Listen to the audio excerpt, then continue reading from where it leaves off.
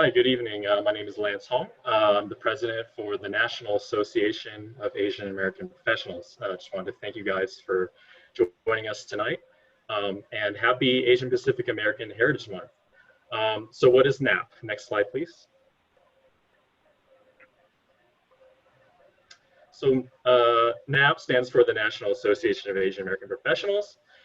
So we are an all-volunteer nonprofit organization. And we have an expansive professional network of 30 chapters all across North America, including Canada, and now we even have a chapter in China. Our focus is primarily on professional and leadership development. So we do many events in partnership with speakers who have been on TEDx and a number of really well-known educational programs that you guys see all the time on YouTube. We also provide opportunities to serve the community, which we will mention a little bit about what we do here in Los Angeles a little bit later in the program. And then also we partner with Fortune 500 companies and we're involved in diversity, equity, and inclusion programs, which is tonight's event is one of them. So wanted to introduce you guys to Jimmy, who's going to talk to you about why we're all here and why organizations like NAAAP are partnering with Fortune 500 companies, such as the ones that you could see in the logo at the slides at the bottom there. Jimmy, take it away. Awesome, thank you very much. So, as everyone knows, we're here to talk about ERGs and what they are. So I kind of want to give a little bit of baseline.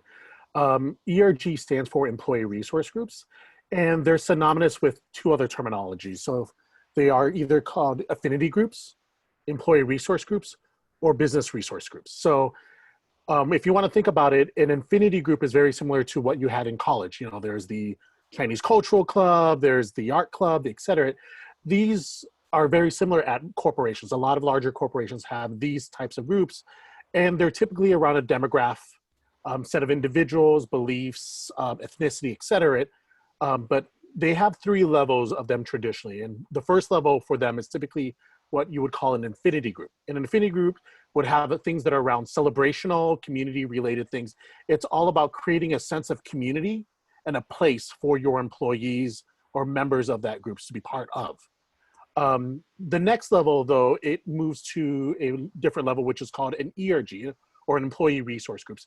And the biggest thing about what employee resource groups are is that one of their key things that they do is, in addition to doing celebrational community, is to actually bring value to employees. So a lot of ERGs will provide professional development, mentorship programs, numerous other different programs or events that are to interests of the employees of their company. And the next level, which is considered the third level of what these groups do, is actually a BRG, a business resource groups. And these are actually another level where these BRGs are actually helping drive or bring business to the company themselves. So you could think about this as an example of Hallmark. Hallmark actually has a BRG for Asians and LGBTQI and other numerous organizations. But if you notice, they have greeting cards that are for other occasions, for like Pride and for Lunar New Year's, et cetera.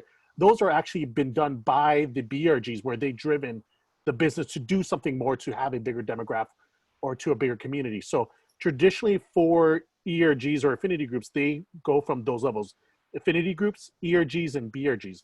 However, I think nowadays, especially the last 10 or 20 years, this whole climate's changed. It's no longer this linear progression of what your group is supposed to do. It's actually has more of a matrix. So every ERG or BRG or affinity group has pretty much four things that they kind of either concentrate more or less. So they're different levers, but those are very similar. So the first one would be celebration or community, a place for employees or those of the demographic to be safe, to be able to meet others, like kinds, and have certain conversations. Second one is employee value, so doing professional development and other things. Third is business value, which is to bring value in new business opportunities for your organization due to your domain knowledge or ethnic domain expertise. And the fourth one is actually philanthropy, where you're giving back to the community, donating, volunteering, et cetera, as the group. So nowadays, most organizations or ERGs actually have those four things, because as time moves on, you may concentrate on one or the other. But the thing that makes it is you're creating a sense of community, giving back to the greater community around us, and adding value to your employees in the business. And so those are mainly what ERGs, BRGs, and affinity groups are. But it's very important because these are ways for the organization and the companies to actually be exposed, be aware, and understand the different demographics of being an LGBTQ member, or being Asian, or being South Asian, or being a vet, or a mother, et cetera. And so a lot of it is a sense of community and awareness for those around them and the organization themselves. In the next slide that we're going to talk about is I'm going to talk a little bit about Asian Leaders Alliance. So as I'm going to talk about a little bit later is I'm the co-founder of Asian Leaders Alliance and the current co-president. And Asian Leaders Alliance is an alliance of Asian ERGs.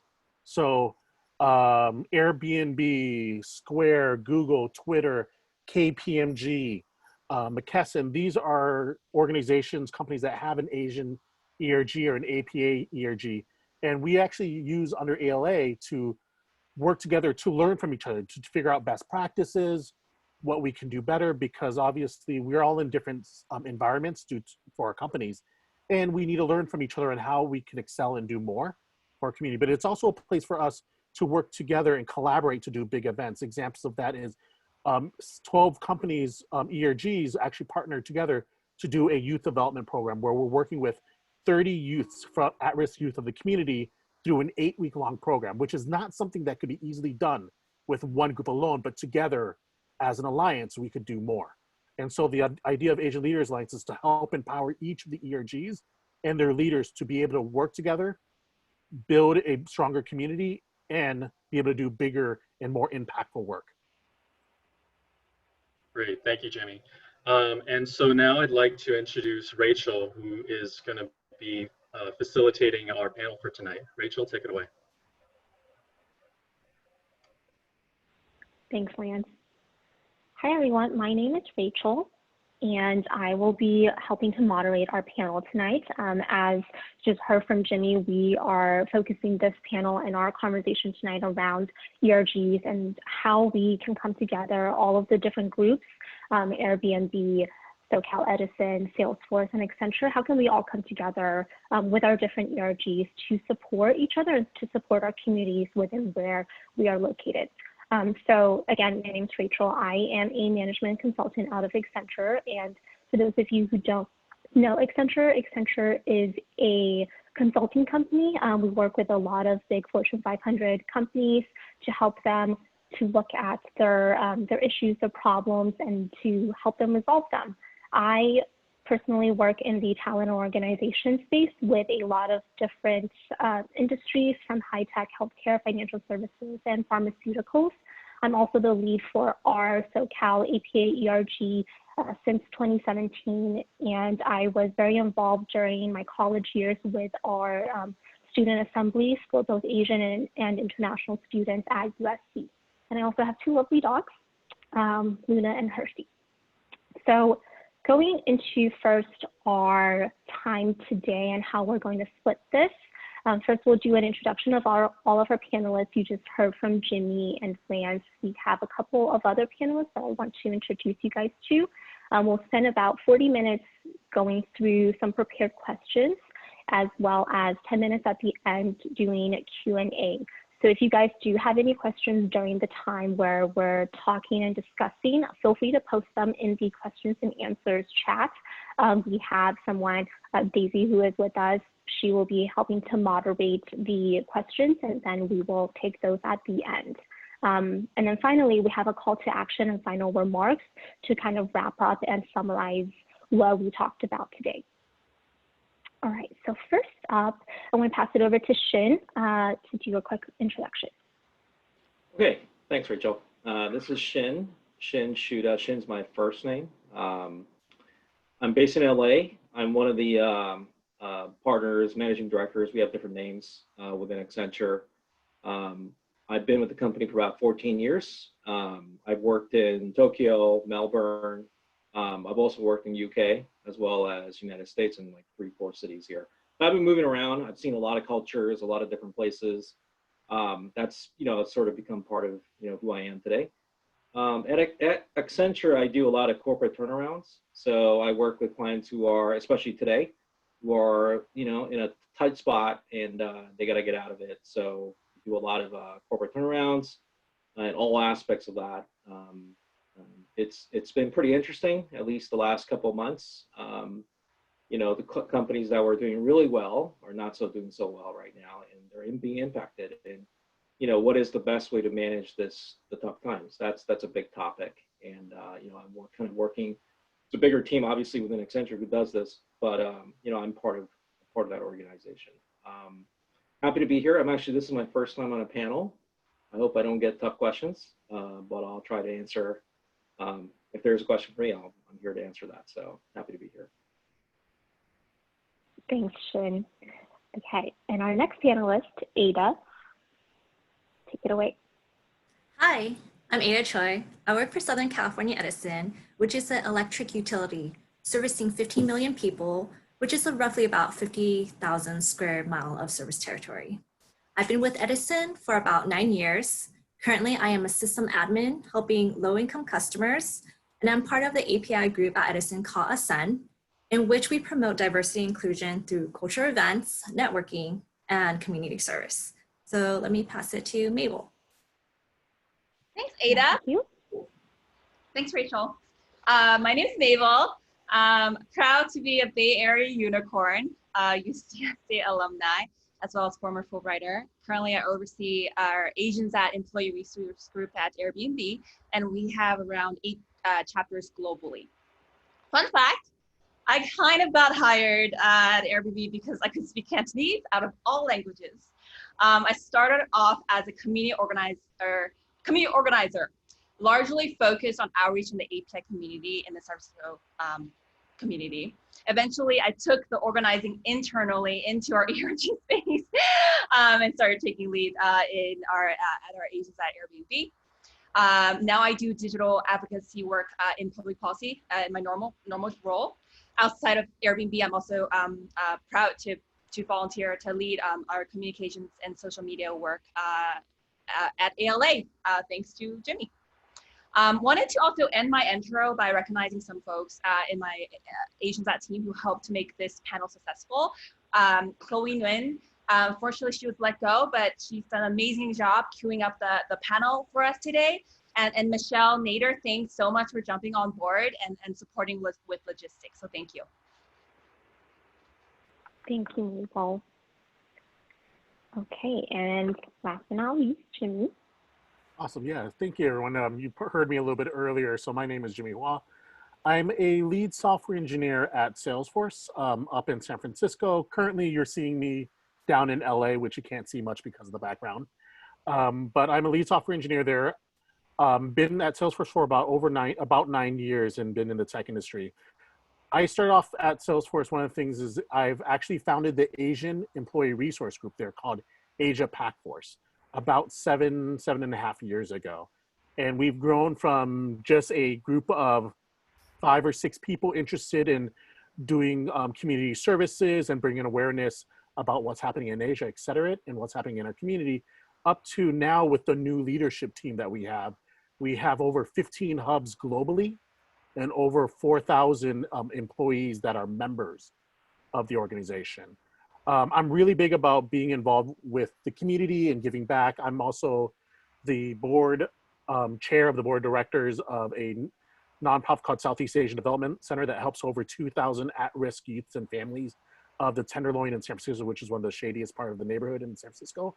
But as you heard earlier, I'm also the founder and co-president of Asian Leaders Alliance, which is to actually bring us all together to do more and bigger things. And it's not just for ERGs, but volunteers and supporters and others can also be involved. Thank you very much. Thank you, Jimmy. Awesome. All right, so now we're going to dive straight into our first question. I'm sure, as everyone knows, there's been a, where we've all been at home with the COVID-19 situation, and there's been an uptick, unfortunately, in anti-Asian sentiment. So this is, to all the panelists, how has your organization been responding to the rise of anti-Asian sentiment that has affected so many in the APA community? And we will do this more so in like a discussion format, so feel free to jump in at any time. Awesome. I think I could jump in first. So this whole sentiment that's coming on is things that have already inherently been there, but because of COVID, it's been a lot more aware and a lot more out front for us as a community. I know it was a lot of concerns through different individuals and such. And so at Salesforce, the way we responded was that we do have an office called the Office of Equality.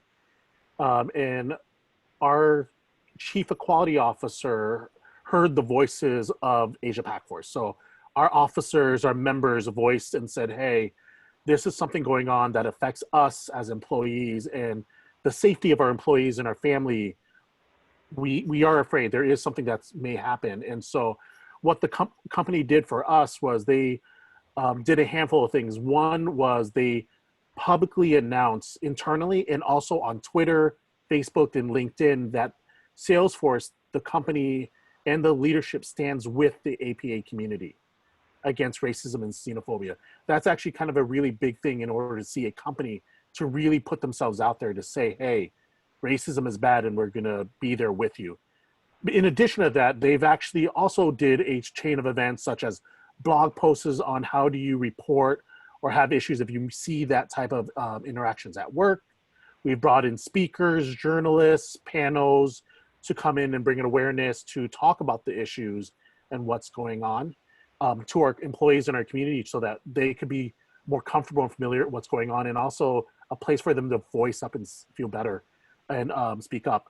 In the Asian Leaders Alliance, we're more public facing, and on that front, what we actually did was we put together a toolkit called the MARC Toolkit. So message, media, awareness, allyship, resource, and community, and created these kits to help enable our ERG members, their leadership, to be able to get something pushed and happen within their organization so that their APA community there can feel comfortable and safe, but also to get their company and their leadership to stand up with them.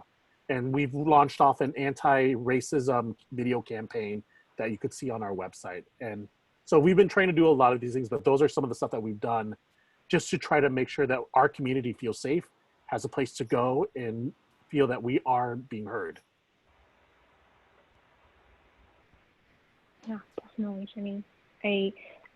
I think jumping in here from the Accenture perspective, definitely it's really powerful to hear from leaders and to hear from an overall organization or an overall company that we stand against against racism. And I know one of the things that we as Accenture is doing is we have a program called Building Bridges. And so our CEO, our current North America CEO, Jimmy, came to talk to our group of APA community to talk about what's been happening, how we as individuals can react and should react, and then how we as a company are coming together for this. And so there's a couple of initiatives that goes along with, of course, May is API Heritage Month that we've rolled out both within our community, our internal community, as well as outside in partnerships with different organizations, which I definitely think are very helpful.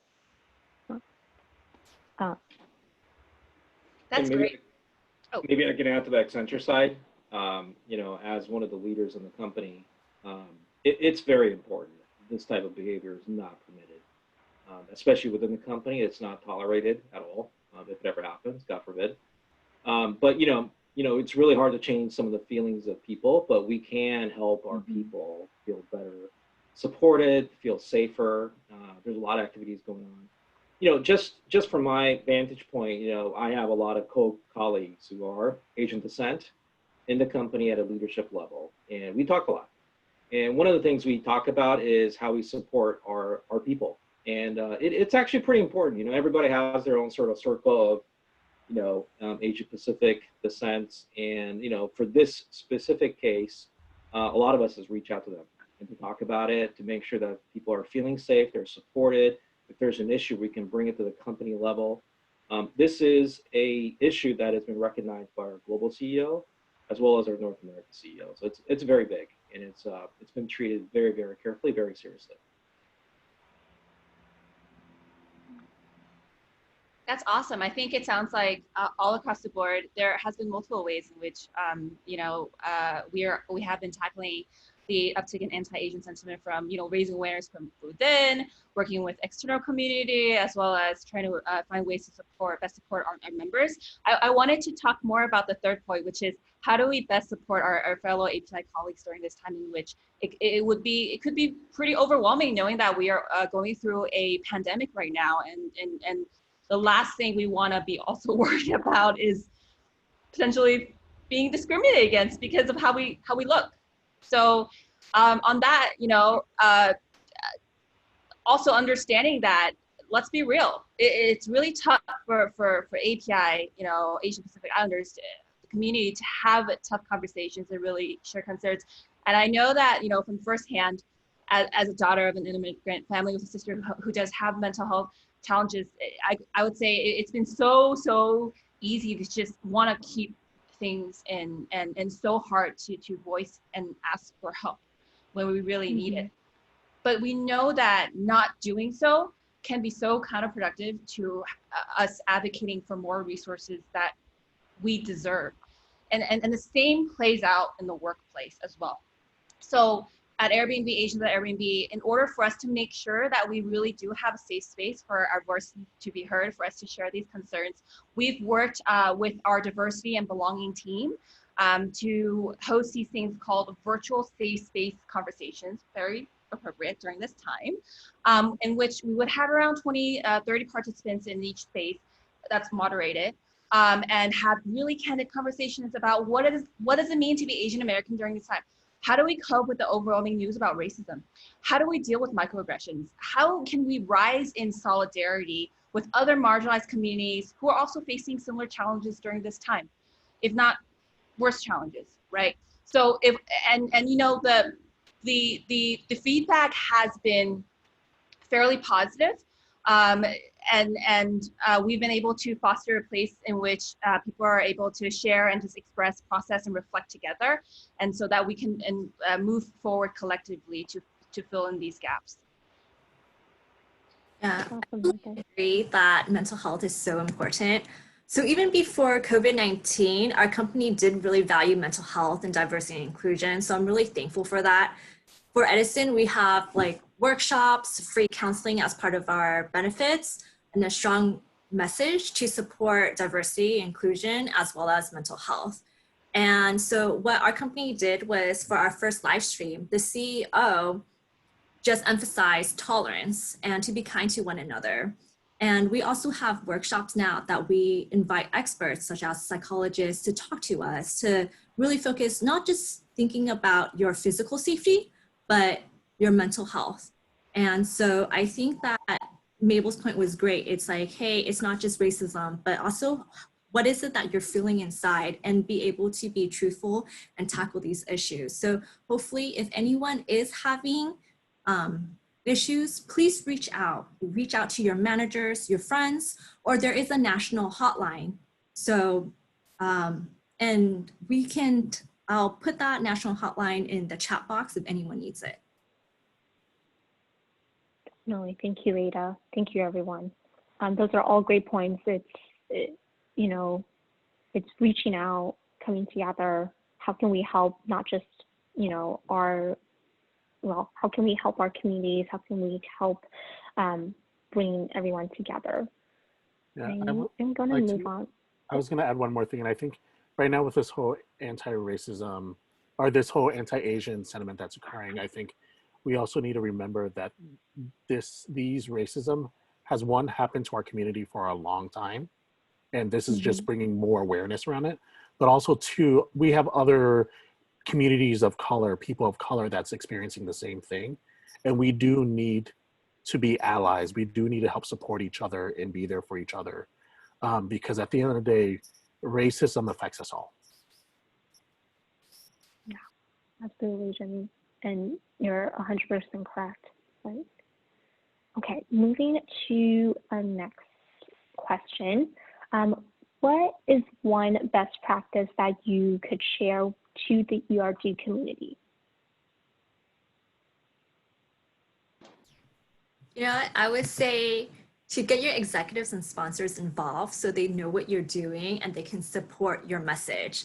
And if you can, just ask them to be your mentor, and you can have more than one. Having a mentor is just so important, and it's been very beneficial for me. I go to them for advice, personal growth. They help with roadblocks, and sometimes they can help accelerate your career by recommending you to new positions and opportunities. That would be my advice.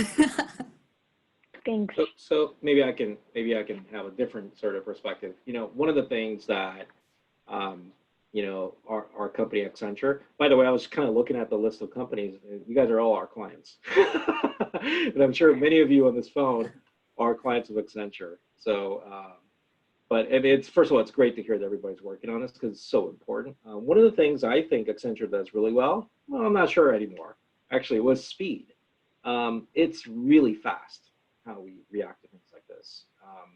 You know, as you heard about it, right, in Minneapolis yesterday, something very unfortunate happened, and the response for that came the following day, actually within the same day, probably within a couple hours.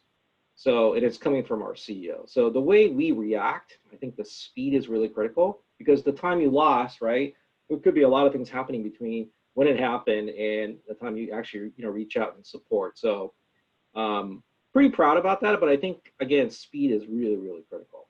So that's one thing that I would share. Awesome. Yeah, I would like to add, like, one of the things, then this is kind of a philosophy that I also do with life, but with being part of an ERG or leadership of an ERG, even stuff for like what I did at Salesforce or even Asian Leaders Alliance, my best thing that I would say is willing to take risk. It's really easy to sit there and think that somebody else will do it. It's really easy to say, well, you know, I might fail. But at the end of the day, that is putting you in a position to do nothing about it. If you want to get a group of community people together, go do it. If you want to bring a safe space so that you can help your fellow ERG members, go do it.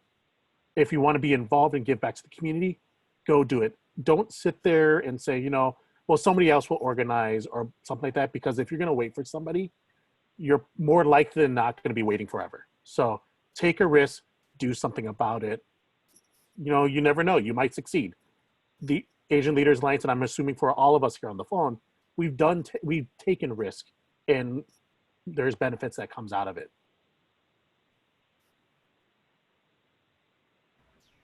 Love that, Jimmy. I would add to, you know, taking risks. Before that, I would highly suggest, you know, I think this is kind of square one, but really trying to get to know your community and members. Like, do your research, not only for what are the needs within your own community at your company, but also in the external community. So with regards to that, you know, there's research out there that has numbers that show, you know, with APIs trying to climb the professional ladder, it's pretty difficult for us to access the highest echelons of any industry, really. I mean, we could quote, I think, some data from Ascend, some data from, I think, Committee of 100. McKinsey also has data around this. But knowing this data in the external community, and then also checking in with your members to see if, you know, professional growth truly is a challenge for them, you know, to be able to close that gap and try to see how we can move the needle in terms of helping our folks grow and be able to climb up the ladder in ways that, you know, fulfills their career goals would be super helpful. And some of the ways that we've done it is we've collected input from surveys, as well as hosting these things called also listening sessions, which is kind of similar to virtual safe space, but just in general trying to engage with members about these things, about our identity, career growth, and potentially talk about how perhaps our cultural practices could either, you know, hinder or advance us in our growth. And I think a lot of us are familiar with that term, tackling the bamboo ceiling, right? That's what it's referring to. And so really providing a space in which we could have more conversations with our members, with our API leaders at our company at Airbnb here, to talk about, what does it mean for you to be API and also working in the field that you're in right now? How do you grow in a way and to an extent adapt, but also be able to speak, adapt in a way that speaks true to who we are, right, as individuals. So I would say do the research, get to know your community, and go from there. Definitely, Mabel. Those are all great points. I think the one that really speaks to me is, Jimmy, your point about taking risks. And, if you want something, organize it, which I will say is how this event came about. We at Accenture, we were like, well, you know what would be great? It would be great if we could all get together and talk to some of our peers that at other, APA ERGs, and lo and behold, this is what we're doing right now. So thank you all for joining, and thank you all for, making this happen. So I'm very, very happy. I'm very proud of that. All right. Okay. The next question is, again, to all the panelists. How has your involvement with an ERG benefited you both personally and professionally? Oh, that's my favorite question. Maple, take it away. Yes, I really can't say this enough. There really isn't any better way for me to feel like I truly belong when I'm able to engage with my multifaceted identity at work through AsianSat, through API Outreach, through ALA. And it's not just engaging with my Asian identity, it's also engaging my American identity. That's the beautiful part about it. And because I feel like I'm able to bring a lot of value to the table as a cultural bridge across the company, within the company, outside the company, I love it. It's so fulfilling. On a more practical, I think, level, I'll also admit that, this global chair role is actually my first leadership position. Airbnb gig is also my first big girl job. So it's been quite the journey trying to figure out what works, what doesn't, like how do you manage a team of, or oversee a team of like 20 globally, et cetera. And I'm so thankful for having an amazing team, mentors, allies to support me through this journey, and really the opportunity to practice leaderships in an area in which I love. So love the ERG space. I can't speak enough of that. So passing on the baton to someone else. I think on my behalf, it's definitely been very interesting being involved in an ERG, and even like an organization like ALA. You get to, one, meet really, really amazing people. Mabel and I met through Asian Leaders Alliance, and she's an amazing person. I love working with her, talking with her. We've hung out and done things together. There's other members in my ERGs. The president that took over me is an amazing individual that took it. And I get to hang out with them, get to know who they are, get to know people outside of engineering, because, most tech companies like engineers to be in their silo and do their work. But this allowed me to go meet other people in accounting, HR, risk management, et cetera. It was a great way for me to meet other people and to learn more about other people at the company than just what I see through my lens. But also on a professional level, it was great in the sense that, I got to talk to more leadership. Our exec sponsors are EVPs and higher C-level exec suites, where we're able to talk to them. They know who I am. Our chief general counsel, Amy Weaver, knows my name, which is kind of scary because she is one of the most powerful individuals at Salesforce.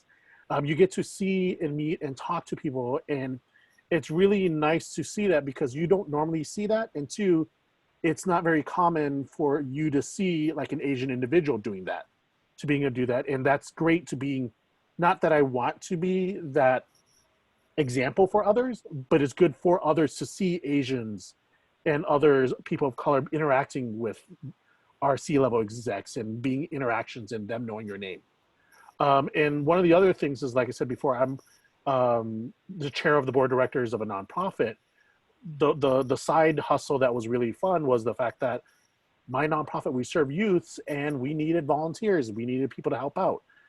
It plugged in directly, easily with Asia Pac Force. Asia Pac Force now hosts a career panel every year for the kids that we host at the company. We have volunteer opportunities for our ERG members at the nonprofit. They're part of this summer youth development program that Salesforce is involved. It's really great to see these synergies going on where you can help both organizations. And so I wouldn't be able to support my nonprofit that easily without the help of the ERGs, but I wouldn't be able to create a lot of events and content for my ERGs if it wasn't for the help and the need that the nonprofit needed. So there's a lot of things. If you just open up and see where you could quote unquote double dip, there's a lot of advantage that could help a lot of parties around you. Plus Yeah. one, Go ahead. the fact that skills are very transferable across community work. That's all I want to say. Yeah. I definitely agree that it's the people. I've been able to meet and network with so many amazing people that have the same focus and drive to want to help others. And so personally, how it's helped me is like, I realized that I just want to better myself so I can be a better tool and asset for the community. Just one more thought from me is that, there's this mentorship that goes on within the community. I've had mentors that actually helped me sort of, I hate that word, but break through the bamboo ceiling. I'm one of those Asian leaders in the company who've actually done that. And obviously there's many layers, right? If you think about all the layers up to the board, there's probably like another 3 or 4 more layers that I have to break through. But there's a mentorship that happens within the community, and I think it's really important. It doesn't matter if it's an executive to a director. It could be a manager to an analyst. It could be at all levels. I think that mentorship is critical, and I've benefited from that, and I like to give it back and help people kind of break through that and think about those things. Absolutely, yeah. I just want to add a really quick thought here. I've been reading a happiness book, and one of the quote unquote happiness pointers that they talk about in the book is being part of a community and giving back to a community, thinking about others before you, and helping, when you help to give back to something that you care about, you really help to boost both that community as well as yourself. And it's a really great source of happiness. And I think that's really, that's just a nice thought, that when you give back, you also feel good yourself and you're giving back to a community that you care about. Okay. And now I think we start getting into a little bit more personal questions targeted towards each of the panelists. So Ada, this one is specifically for you. In what ways does Ascend support the community? Okay, well, so Ascend, I'm really happy to say that we are trying to move from an ERG to a BRG. So we are aligning our mission with the company's strategy and vision of the future. So what we have is we have a smart home tour and electric and induction cooking seminar, which educate the customers to be more energy efficient. So for the smart home tour, it allows customers to see different ways of being energy efficient, such as electric water heaters, EV charging, and other smart appliances. Whereas for the electric and induction cooking seminar, for the API community, I'm sure you guys know that everyone thinks fire is what makes the taste of the food better, right? Well, with the improvement of technology, we're showing the API communities that we can still have the same great taste with induction cooking. And lastly, we also have a season of service, which is community service. We go out there, we help clean the beaches, feed the homeless, and also help children in shelters, just to name a few of the community service that we do. That's awesome. Great. Thank you, Ada. Okay. And this for Mabel. What initiatives is Asians at involved with to elevate the voice of the APA community? Love that question because that is also our mission statement. Elevating the voice of the API community towards the mission of Airbnb to create a world where anyone can belong anywhere. We do this through several guiding principles. First being elevating our voices, stories, and experiences. So that's truly through what we think is one of the best ways. Promoting cultural understanding, which is so crucial to our work. We know that when it comes to bridging gaps of understanding, when we are more aware of other people with cultures, with different perspectives and cultures, we're more likely to be more understanding and accepting of different ways of doing things. And that could result to a lot of great synergy and collaborations down the line, right? So it really starts with mutual understanding. And we do this through, regularly celebrating the API identity. And we do this also recognizing the fact that, API is not monolithic, right? We also want to celebrate the nuances within the API category, which is really quite large and very diverse itself as well. And so, for example, this month, we encourage our employees, Asian members and employees to host different cultural virtual, we call air shares, virtual events online, really tutorial demos to screenings that would highlight the best that API culture has to offer, from sharing Bhutan travel story to like 3 different types of matcha tree demos. It's been really cool to see. The second is we do this through elevating our strengths. And I talked about this a little bit, professional development, programming. How do we encourage our members and API colleagues to grow in a way that speaks best to our own identities, right? We also invited LEAP, Leadership of Asia Pacific. I think there's more to that, but to come over. They do a lot of great work with raising awareness of the bamboo ceiling issue.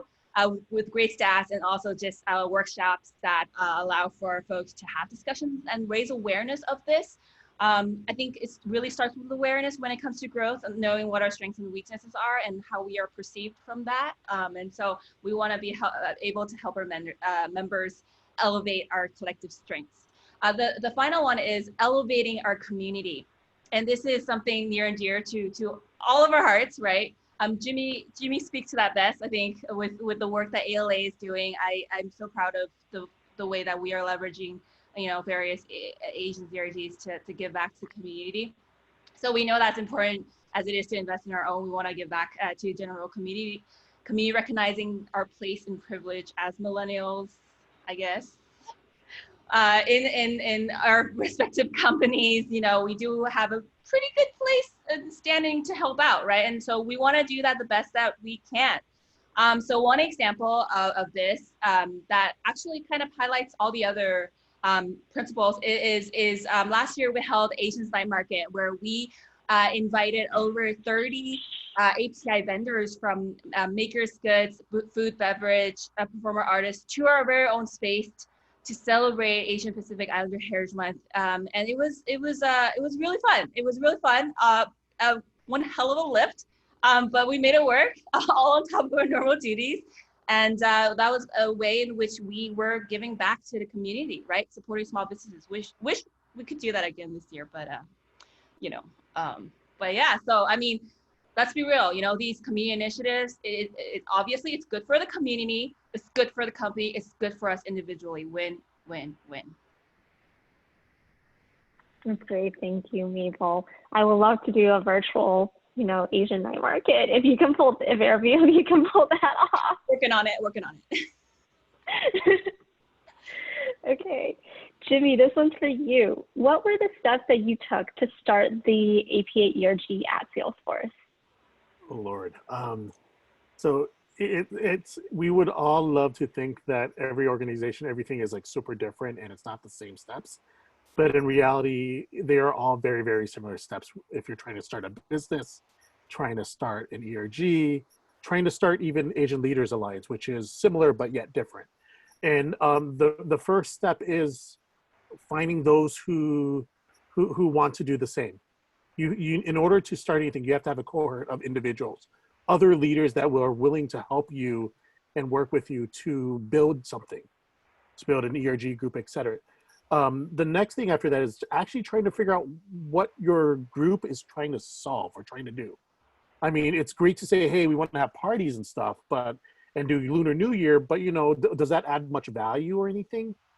Probably not as much as being thoughtful. And one of the things for Asia Pac Force at Salesforce was that we wanted to bring awareness to what's happening in Asia, because Asia is one of the biggest growing markets.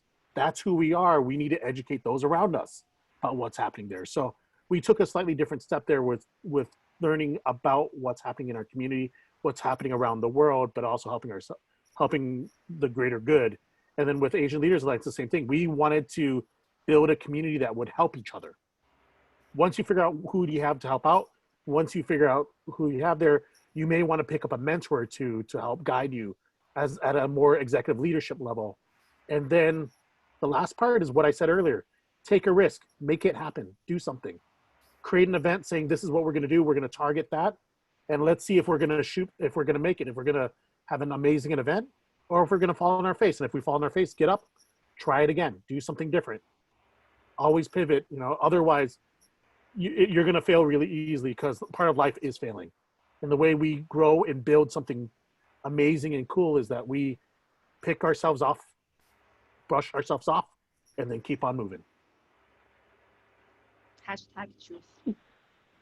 Those are great pointers, Jimmy. Thank you. And I think that applies to not just starting an APA ERG, but to your point, really starting a lot of other different things within your life or personally or professionally. Okay, and next question for Shin. How does the APA ERG align with Accenture's overall business strategy?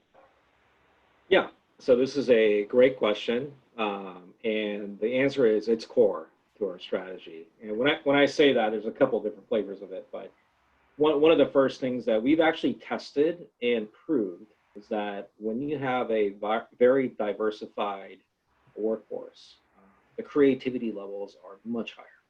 So it's something that we've proven out a long time ago. And, you know, it's something that's in our DNA at this point. IND is something super critical, not just for Asians, for every ethnicity.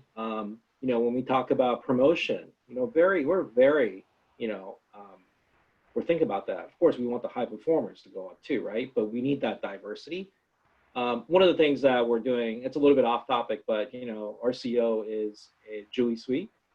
She's our first female CEO, and she's amazing, by the way. And she has a goal, even before her, we have a goal to get to 50%, 50% men versus women across the entire company. And that is not a target that we just put out there. It's a target that we're actually marching towards, and we're making progress, good progress. So in the same way, you know, when we think about ethnicity, we treat it the same way. The second point is our clients. Our clients actually expect that. So kind of a funny story. I went out to, I'm not going to name the company, but I went out to a client in the Deep South. I mean, this is a small airport. I got there. I don't know why the heck I was doing there. It was really, really scary. It was like 11 p.m. Got to get to my Holiday Inn because that's the only hotel there. And, you know, nothing against Holiday Inn. I love it. But anyway, I got there and I met the client, and I was kind of bracing for, you know, a little bit of racism going on because you never know. But what I really found out is, you know, even in the Deep South and sort of you expect certain things to happen, it wasn't like that at all. They actually expect you to bring a very mixed background of people, because that creates creativity. So I feel like a lot of my clients, a lot of our clients actually in general, are looking for that as well. So, I mean, when you think about it in that perspective, you know, Asian Pacific, American, heritage, descent are really core to our strategy. And without it, our company just wouldn't operate. So it's that important. Thank you, Shin. And I think we are just doing a quick time check. We have about 11 minutes left. So now we'll hop into the Q&A discussion. We've seen a couple of questions come in already. So I'm just going to go ahead and call them out. And panelists, if you guys have any, you know, anybody wants to speak to this, feel free to talk about it. So the first question is, how do you organize a social action within ERGs in this social distance / quarantine period when everyone is working at home?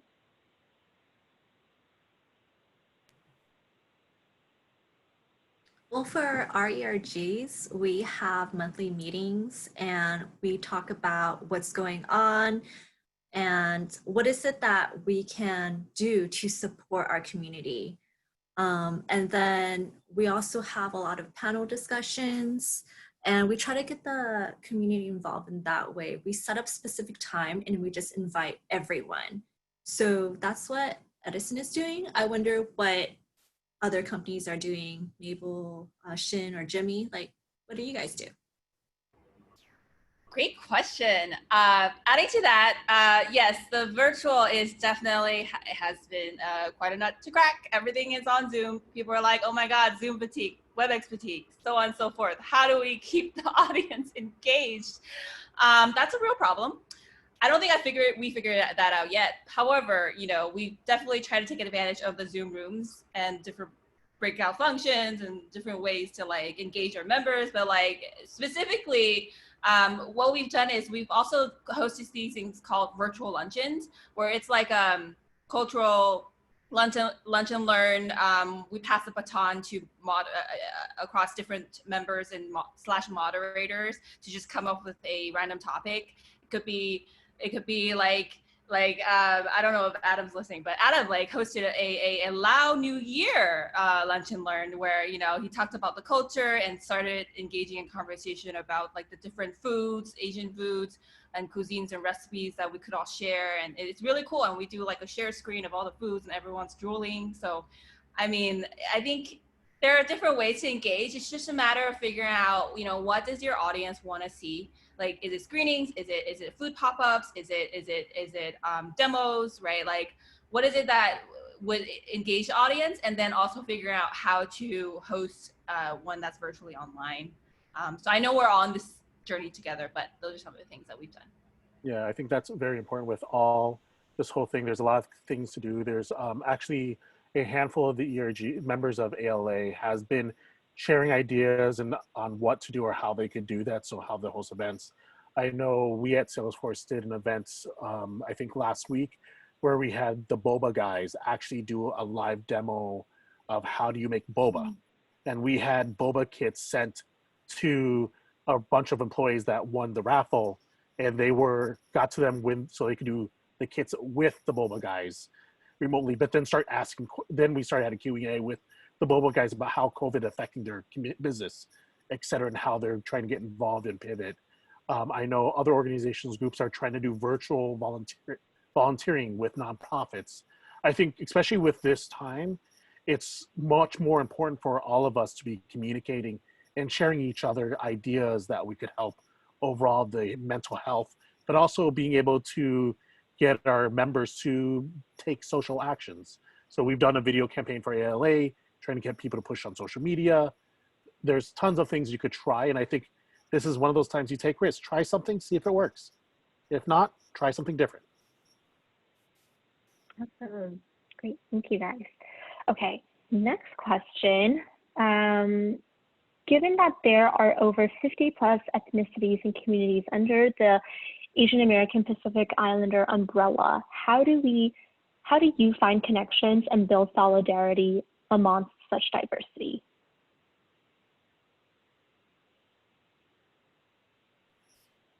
I think I could try to answer this again.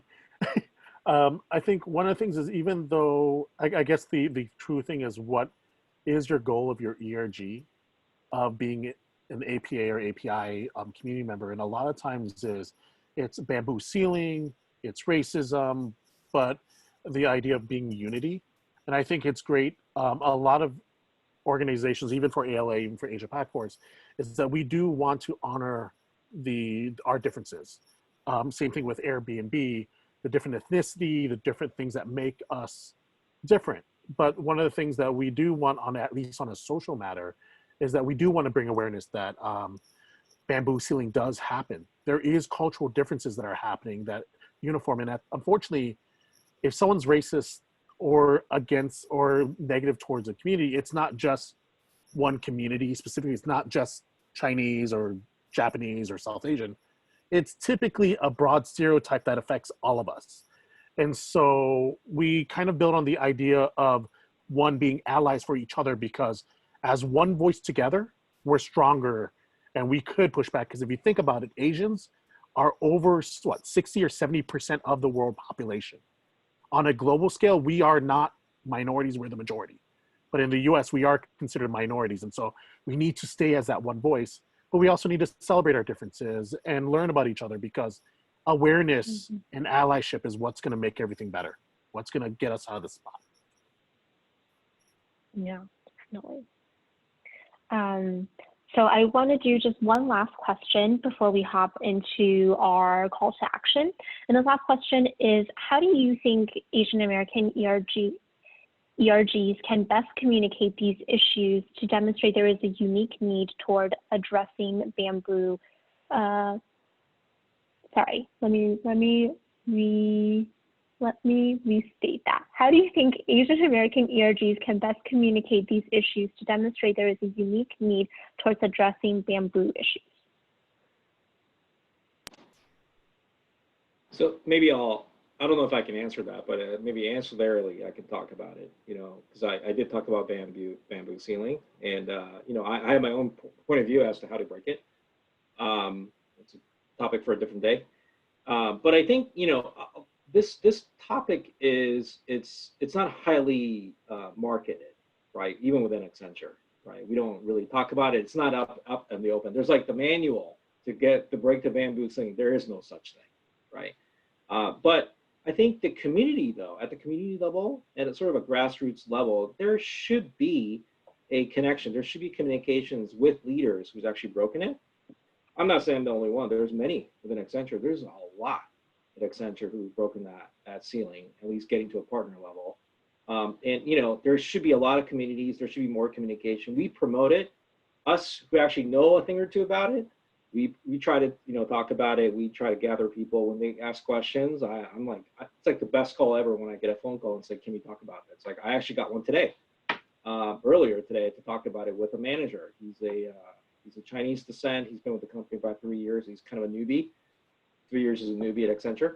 And, you know, we talked about it, but those interactions, you know, to facilitate those, to promote those reactions, that we're open door, I think those are really important things, you know, because a lot of this topic, it's not something you make public in the market, right? I mean, at least I've seen it within Accenture. Maybe in other companies, it would be great to hear if other companies actually openly talk about it and you know, address it. Plus one to that, and super quickly, I think communicating with our leaders, right, for us is our diversity and belonging team. We're lucky to have our head of the diversity and belonging team, Melissa Thomas-Hunt, who's super, you know, willing and accessible to talk to us about this and to understand these unique challenges experienced in the APAC community. And on another note, I wanted to recommend a book.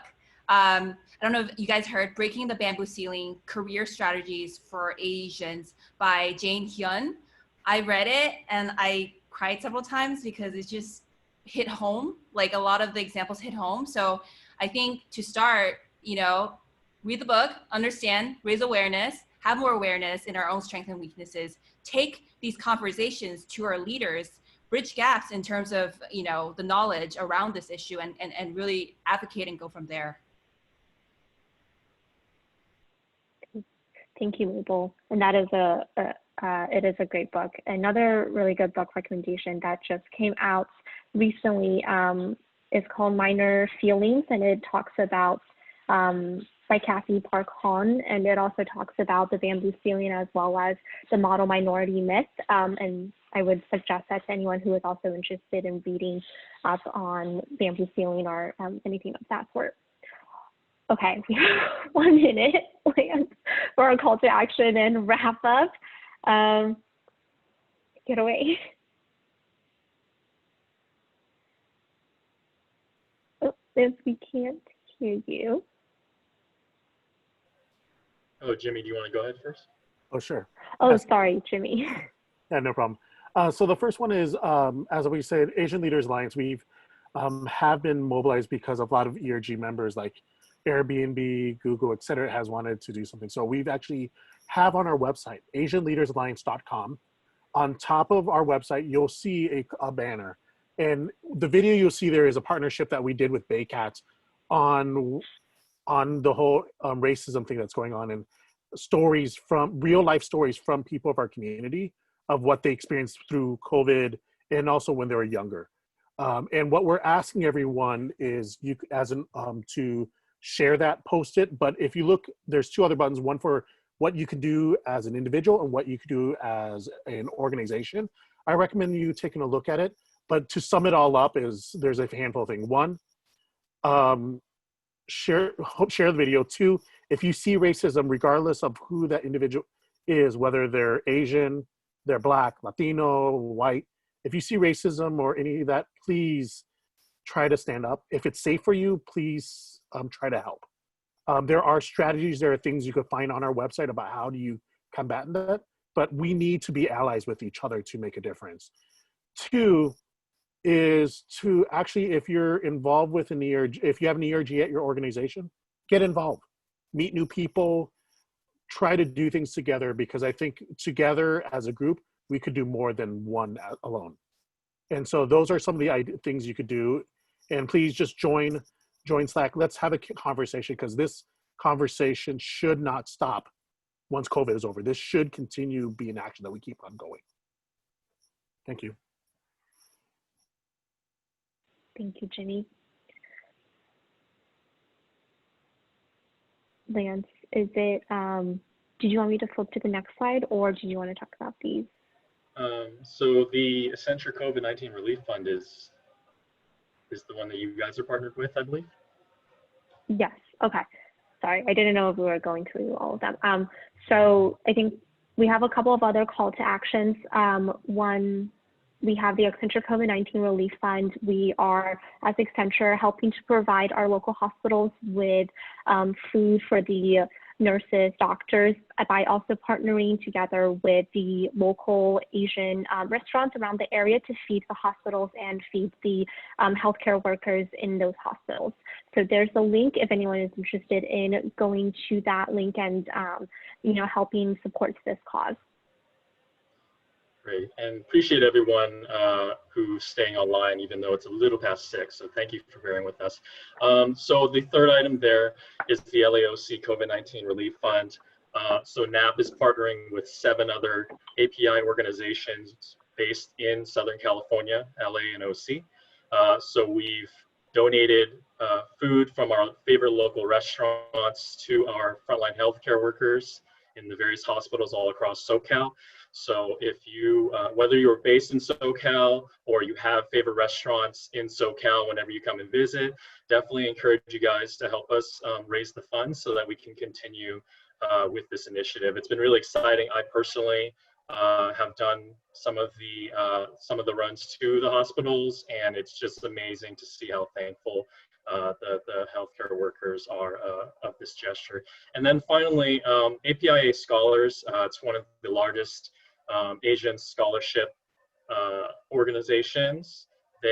So NAAAP is partnered with them, and they have this program called the SMART program. It's an e-mentorship program where you have the opportunity to provide mentorship to students in college who are about to graduate and go into the professional world. So we have links here for both of, all 4 of these items. So if you are interested, please check those links out. Next slide, please. Okay, and we're just about right at the end. Just real quickly, if you are interested in checking out upcoming events for NAAAP-LA, go to lax.naap.org. And if you are interested in learning more about NAAP as a national brand, because as I mentioned earlier, we have over 30 chapters across North America, visit naap.org. I wanted to thank all the speakers today. And also I wanted to thank those who you did not see the face of, but we had a handful of people who Mabel mentioned earlier, who helped us out in planning this event as well. So Daisy, Chloe, and the members, of course, on my team, Frank, Joanne, and Kevin, who did the amazing graphics on these slides. So I wanted to thank each of you guys as well for being a part of this. For the speakers, did you guys have any last remarks before we go offline here? Yes, if you guys want or need any help, please reach out. I did see a question of how does a nonprofit get involved with ERG and how we can support. You have our names. Reach out to us. We would love to help, you know. Great. Anyone else? Any last remarks here before we all go to dinner, at least those of us on the West Coast? Cool. And yeah, so otherwise, yeah, so please, everyone, thank you so much for the support, for supporting us, for supporting ERGs and API organizations like NAAAP. And thank you so much and have a great night. Thank you. Thank you all. Thank you.